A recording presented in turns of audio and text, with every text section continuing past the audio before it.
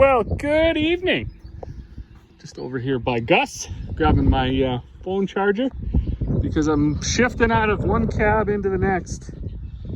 The life of me.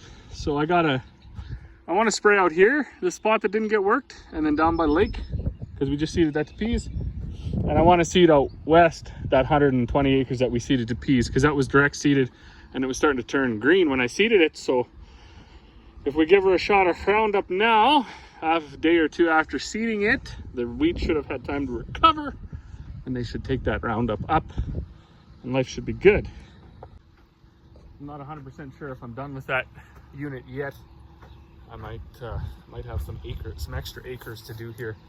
All if I can find the time to do it. So I was gonna get going today, and I did get going today. I got this truck cleaned out. It had the little bit of seed barley left on it, so I just actually ground that up. I got this tandem cleaned out. It had a little bit of seed peas on it. I also ground those up. And then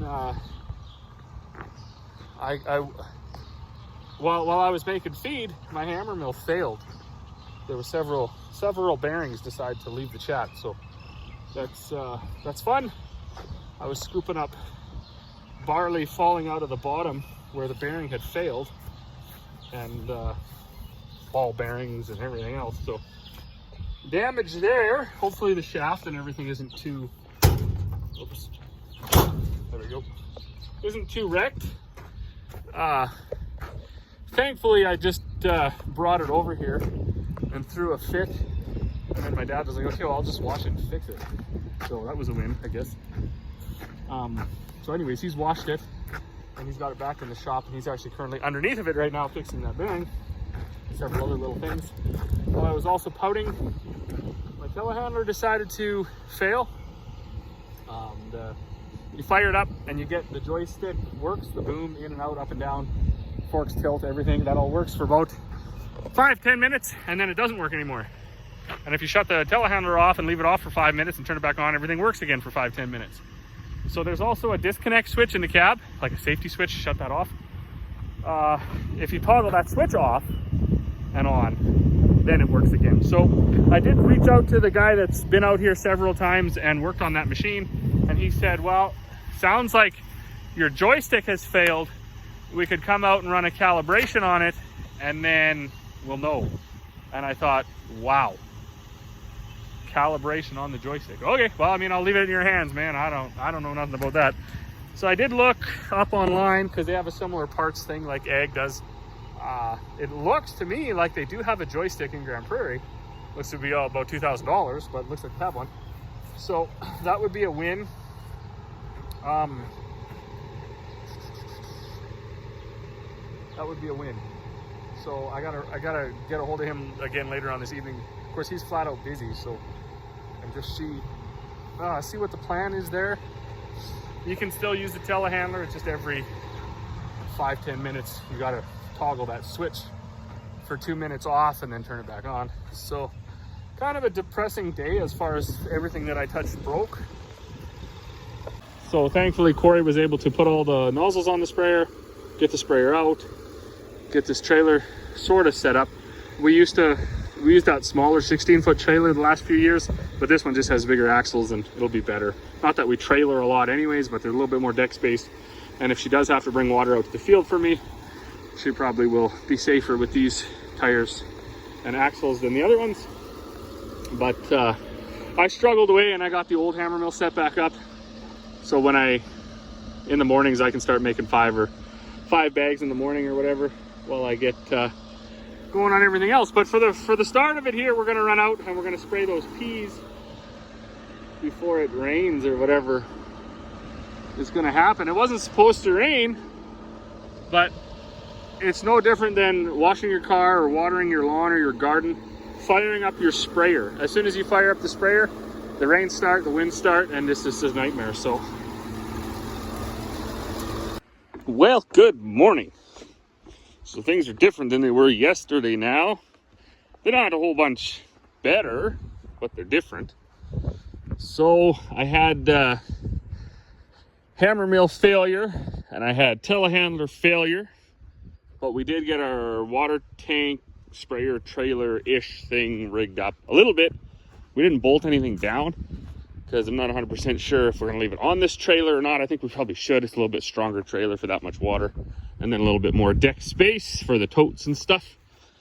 So we might, but you can see by all the water over there, a couple puddles. We flushed a lot of water through that sprayer, cleaned out all the antifreeze, put all the nozzles on, filled up with total Roundup, and went out and sprayed our pea ground.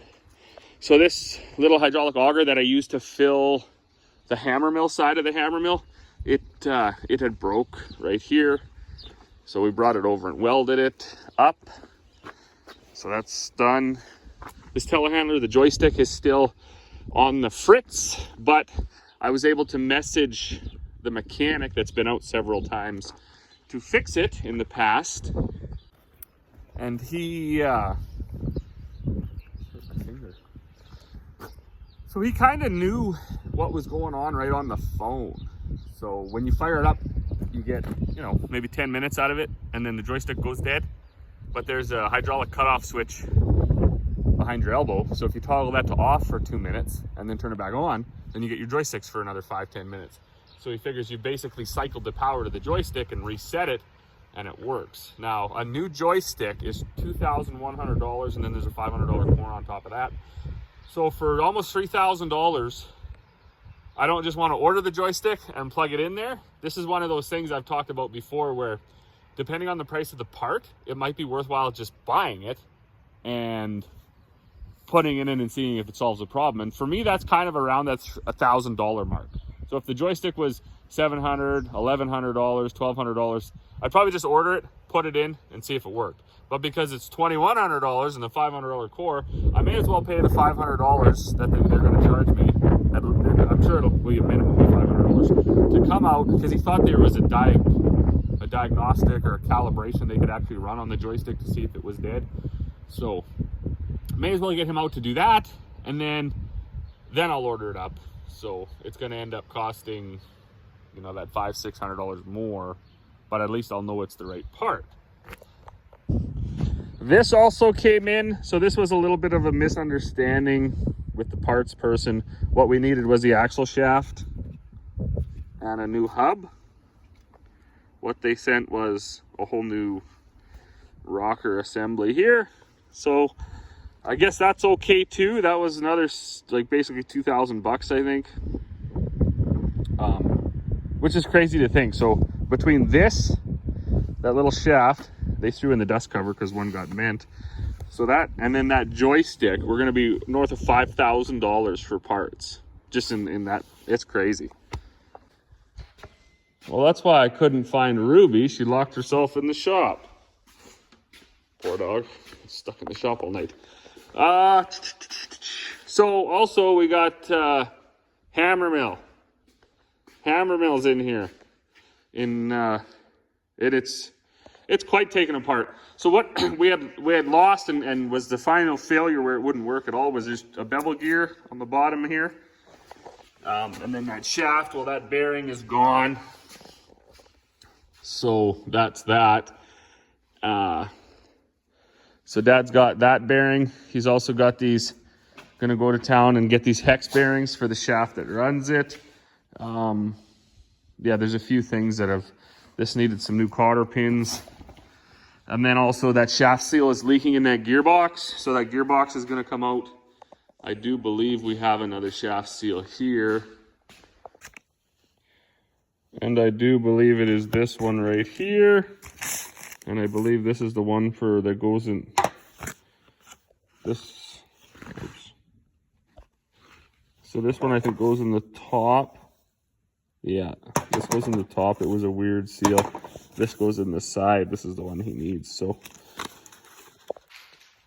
So that's how things go too, right? You run these long days, long hours, long stretches of time where everything is working, and then all of a sudden it just, dang, it bites you all at once usually, and you're like, okay, we got to stop and we got to do some repairing here, because it's just too many things adding up. You got bearings that are starting to fail, you got chains that are starting to that, you know, that aren't tight enough. You got gears that are wearing out. You got all these things, right? So all these tolerances and all this play adds up to be one big nightmare. So, and that is what caught us now. It's not a nothing wrong with it. It's not a neglect thing or anything like that. It's just you're gonna use stuff, it's gonna fail. So what I'm gonna do first, it's blowing like crazy, but I got 4 or 5 bags I want to make, and then 4 or 5 bags I gotta make. I did go out and spray yesterday, so that's done, thankfully, because it's so windy today you couldn't even do that. And then I'll bring my drill around. There's a couple screens and things I want to check on that drill.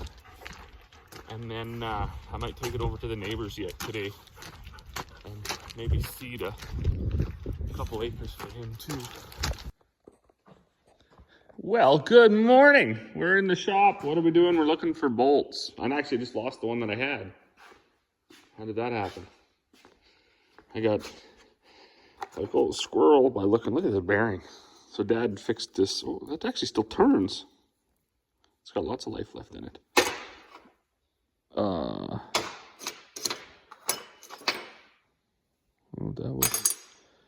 Anyways, so Dad was working away at this. Looks like he got the. Not only did he get the gearbox out, it looks like he got it back in, chains and everything put back on. The old hammer mill here. So that's good. Hopefully it runs. We got a little bit of rain overnight, so 5 in the morning I was running around. Corey and I both trying to stick all the bags back in the shed. So that's one of those, you know, dumb things that we do where if you put all the bags away and you tarp all the trucks, it will not rain.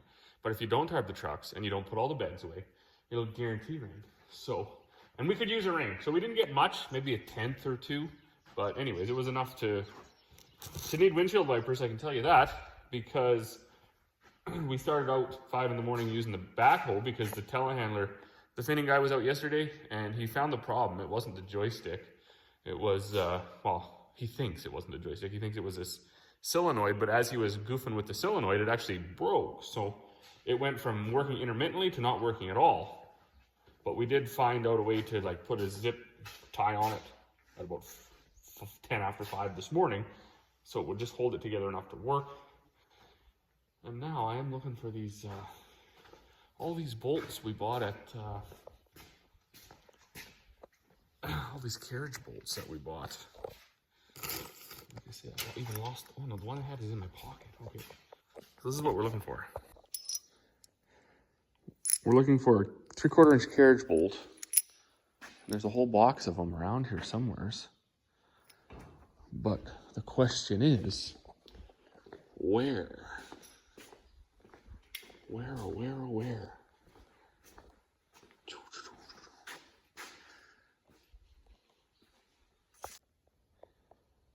Well, that shouldn't have been too hard to find. There they are, they're right there.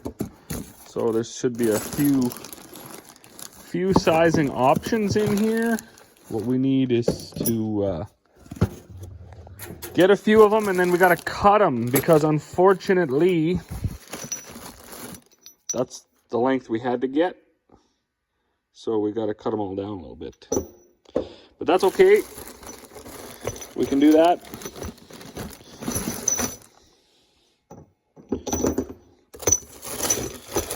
Why are we doing this at all? Well, because I'm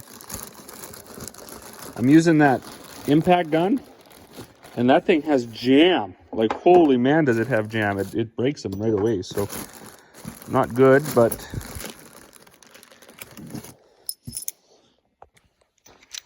okay, so I got the nut spun on. I got to cut about that much of the bolt off. These are stronger bolts anyways than what was in the Seedmaster, but what I was finding, so you loosen this big nut and bolt, and that's how you set the depth. But what I was finding was happening is I wasn't getting them tight enough again, and they were coming out of adjustment. So Corey bought me that big impact so we could get more serious about getting them tight. All right, well, I got them cut off. Big thing you want to remember when you cut these off is to make sure you put the nut on before you cut them off. If you don't do that, and you're gonna struggle pretty hard to put the nut back on. I also need to grab myself a hammer, and then I'm gonna head over and get the drill going, I think. And so you heard that right, fire up the drill. I know what you're probably thinking, drill, I thought he finished. Yeah, we did finish. We finished on Sunday. But earlier this spring, I did tell my neighbor, he was looking for someone to do a little bit of seeding, and I said, you know what, I can't commit to any acres, but if I get done mine, and I got some time, I'll swing over and I'll seed yours. So we're gonna go do that. I don't know if it's the best use of time, but it's what we're gonna do. So there's not a whole bunch of acres there. I think just under 400 or something. So we'll go get that done, and then come back and finish making up the bags. So I never did get caught up on the bags, but what I did get was as much done as I needed for the folks that were waiting.